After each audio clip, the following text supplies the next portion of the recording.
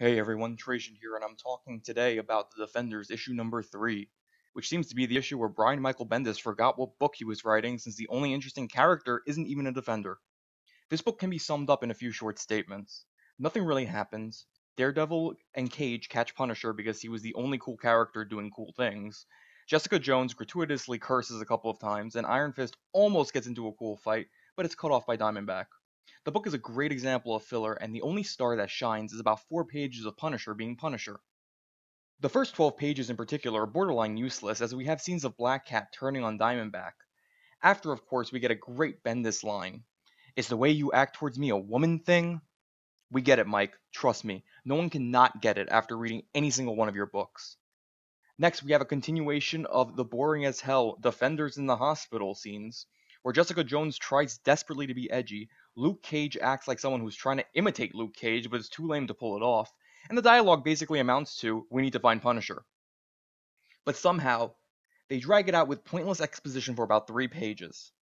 Last, we have 4 pages where they do the common person on the street gimmick, where they tell the story of Diamondback and Luke Cage's history, but it's such a contrived method of doing it. We basically get still headshots of random people, and Black Cat at a certain point, retelling the story, and it comes off as extremely lazy and boring. Even if you wanted to have unreliable narrators tell this story, how cool would it have been to devote each page to an average person off the street telling it, and to have the telling done with a different style of art reflecting the story being told? Instead, it looks like we're playing Hollywood squares with random New Yorkers. And Black Cat.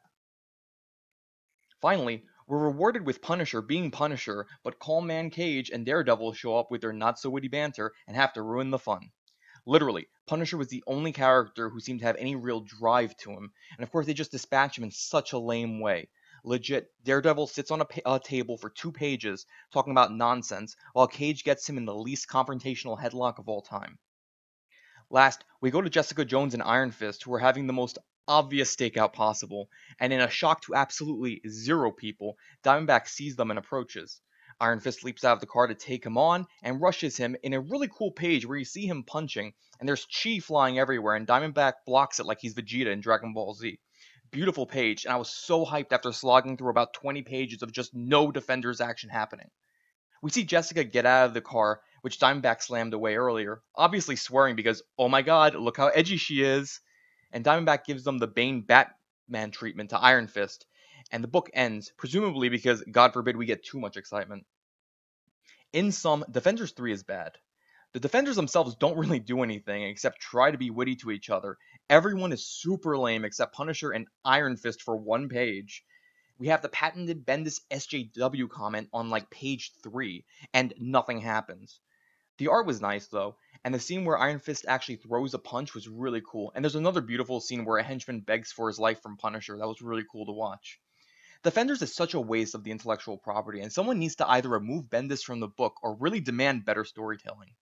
That's it for this video. Subscribe, like, and comment below, and hail Hydra, I guess, since Marvel Legacy looks like it's going to change nothing.